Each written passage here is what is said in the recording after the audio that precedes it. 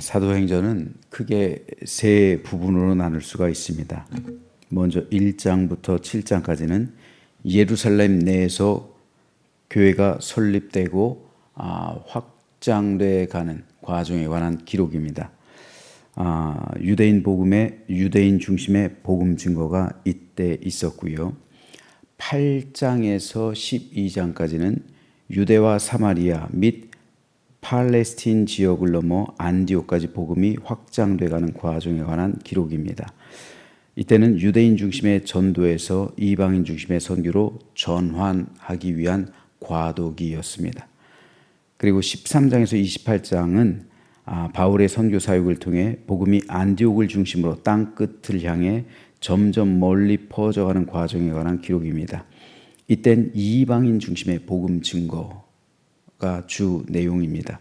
그러니까 7장까지는 유대인 중심, 8장에서 12장은 유대인 중심에서 이방인 중심으로 변환되는 과도기, 그리고 13장에서 28장은 이방인 중심의 복음 증거, 이렇게 볼 수가 있습니다.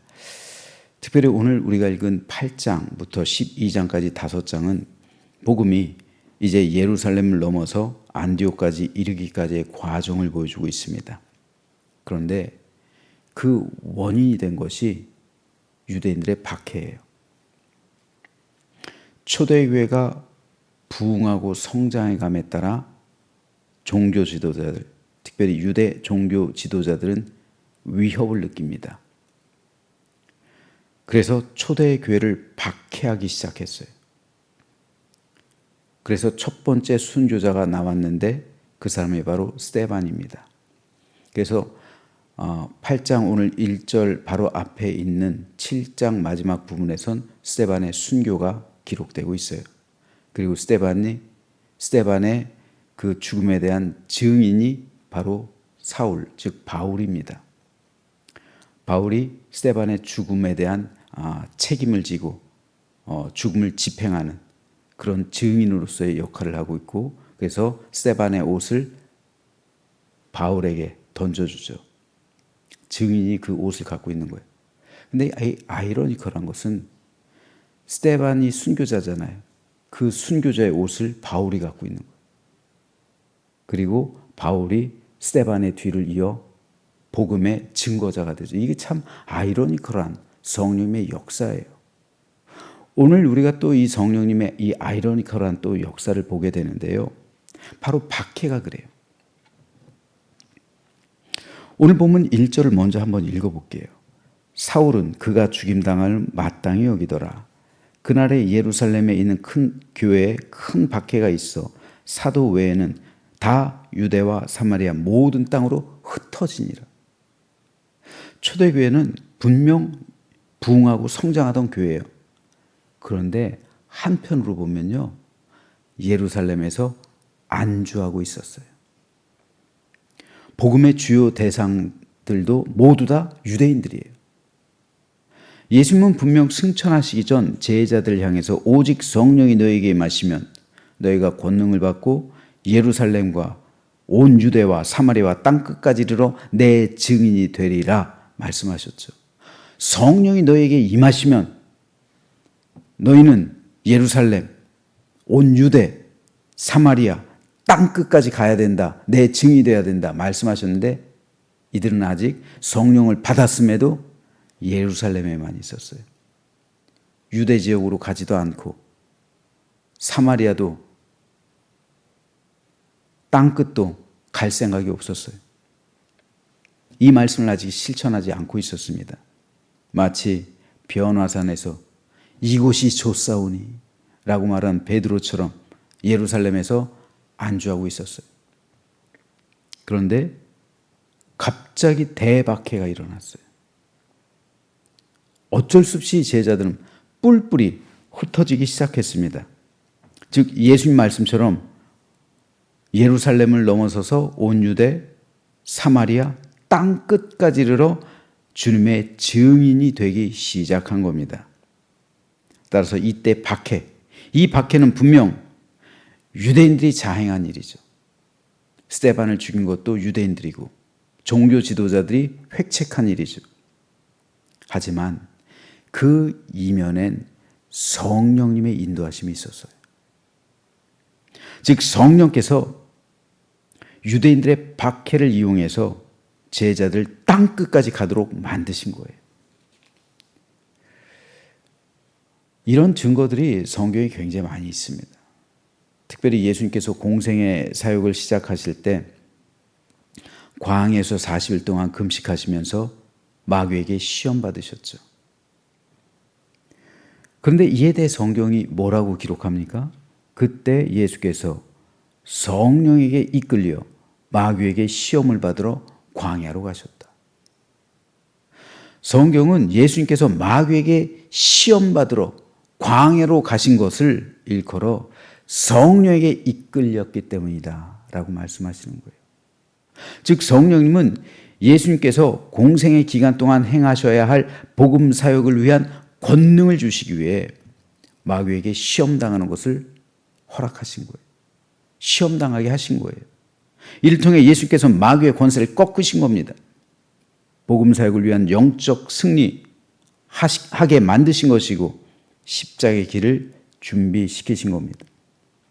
오늘 본문에서도 마찬가지로 성령님은 복음의 확산을 위해 제자들이 유대인들에게 박해받는 것을 허용하셨어요.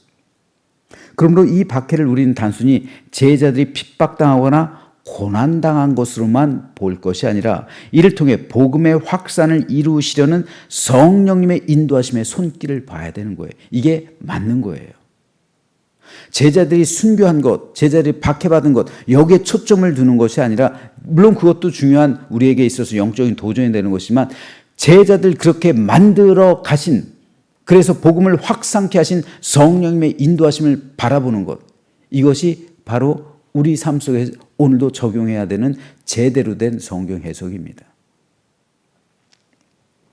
왜냐하면요, 이것이 왜 중요하냐면요, 오늘날에도 여전히 성령께서는 그 방법을 통해서 하나님의 일을 행하시고요, 어쩌면 나 개인에게도 하나님께서는 그렇게 역사하시기 때문에 그래요. 내 개인이 당하는 고난, 어떤 환난, 외부적으로 다가오는 어떠한 그런 핍박이나 어려움, 성령께서, 그러니까 내가 당하는 그 고난, 그 이면 속에 흐르는 성령의 손길, 이걸 우리가 바라봐야 승리할 수가 있는 거예요. 1800년대 중후반 미국 북동부 지역에서 사역하던 윌리엄 커싱 목사가 있었어요. 신실하게 목회하던 어느 날 아내가 갑자기 병이 듭니다. 시름시름 앓고 있어요. 병세가 심해집니다. 커싱 목사는 아내의 질병 치료를 위해서 공기 좋고 물 좋은 시골로, 조금 소규모 교회로 좀 임지를 옮깁니다. 아내의 병에 집중하기 위해서, 병 치료에 집중하기 위해서. 하지만 사모의 질병은 점점 깊어집니다. 그리고 결국 그곳에서 하나님 품에 안겨요. 그런데 그 여파로 인해서 커싱 목사의 건강에도 이상이 생깁니다. 목소리가 나지 않아요. 병원에 갔더니 의사로부터 성대가 상해서 더 이상 말할 수 없다는, 목소리를 잃을 거라는 청천벽력 같은 이야기를 듣습니다. 성대가 어떤 이유 때문인지 상했어요. 말이 나오질 않아요. 목사가 설교할 수 없으면 목회는 끝난 거예요. 커싱 목사는 시리에 빠집니다. 하지만 기도하는 가운데 성령의 인도를 받아요. 이때 이후로 커싱 목사는 자신에게 작사의 재능이 있음을 알아요. 깨닫게 됩니다. 그래서 그는 기도하면서 찬송시를 쓰게 돼요. 그래서 수백 평의 찬송시를 남깁니다.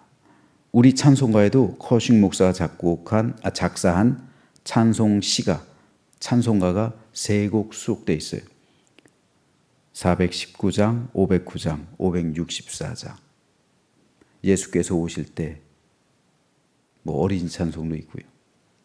이 가운데 오늘 우리가 부른 찬송 419장, 이게 바로 커식 목사가 작사한 찬송가예요. 주날개 및 내가 편안히 쉬네. 밤 깊고 비바람 불어쳐도 아버지께서 날 지켜주시니 거기서 편안히 쉬리로다. 주날개 및 나의 피난처 되니 거기서 쉬기를 원하노라. 세상이 나를 위로치 못하나 거기서 평화를 누리리라. 주날개 및 참된 기쁨이 있네. 고달픈 세상길 가는 동안 나 거기 숨어 돌보심을 받고 영원한 안식을 얻으리라.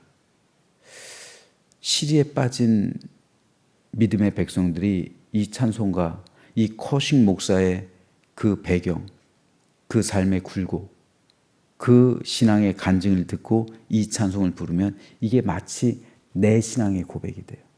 나도 이런 어려움을 당할 때가 있잖아요. 내 인생에도 이런 시리와 슬픔에 빠질 때가 있잖아요. 물론 커식 목사처럼 아내를 잃고 목소리를 잃는 그런 극한의 상황까지는 아니지만 나름대로 나름대로는 고통과 여러 가지 연민과 그런 시련과 아픔이 있잖아요.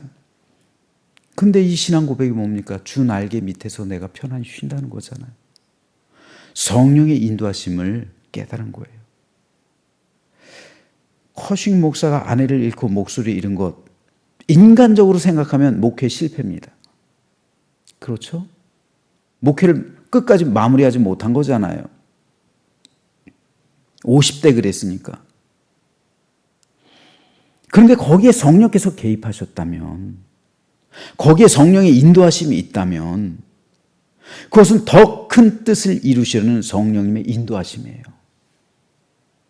여러분, 커식 목사 설교 남아있습니까?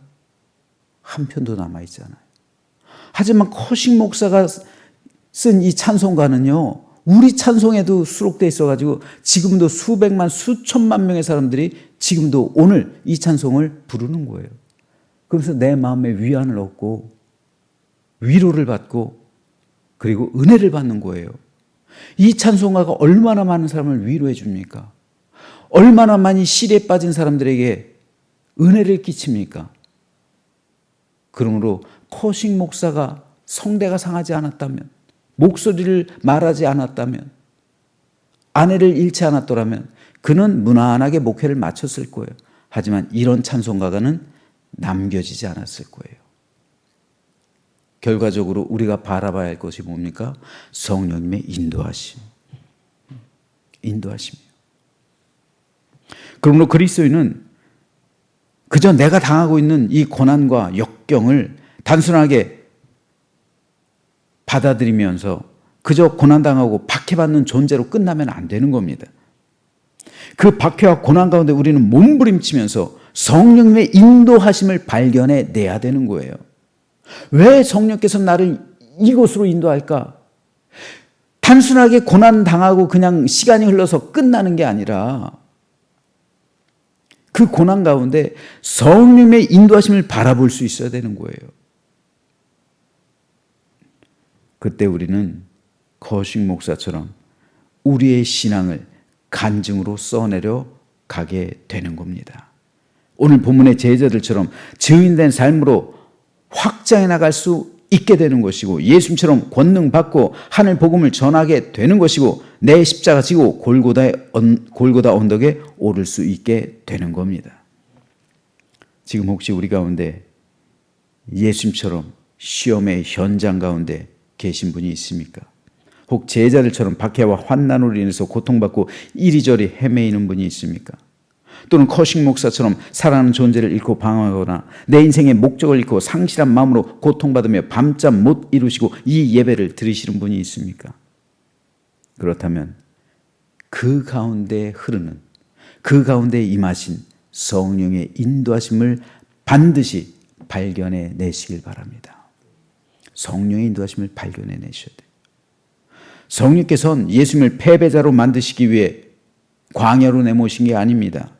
오히려 승리를 주시려고 광야로 내모셨습니다. 초대 교회를 없애려고 박해를 허락하신 것이 아니라 오히려 초대 교회를 확장시키려고 박해를 허락하신 거예요. 성령께서 커싱 목사의 아내를 잃게 하고 목소리를 잃게 한 것은 그가 목회의 실패자가 되게 하기 위한 것이 아니라 도리어 신앙의 간증자요 승리자로 만들기 위함이고 그를 통해 수많은 백성에게 복음을 전하고 위로를 받게 하기 위함이었습니다. 오늘 우리 역시 마찬가지입니다. 내 인생에 당하고 있는 어려움과 고통은 나를 실패자로 만들기 위함이 아니라 나를 더 좋은 곳으로 인도하시는 성령님의 이끄심입니다. 그러면 저는 저와 여러분 모두가 오늘 아침 성령님의 이끄심과 인도하심에 온전히 나를 맡기시길 바랍니다. 그래서 가장 선하고 좋은 길로 인도하시는 성령님 안에서 오늘 하루 승리하며 기쁨과 감사와 찬양이 회복되는 복된 아침 되시길 주님의 이름으로 축원합니다.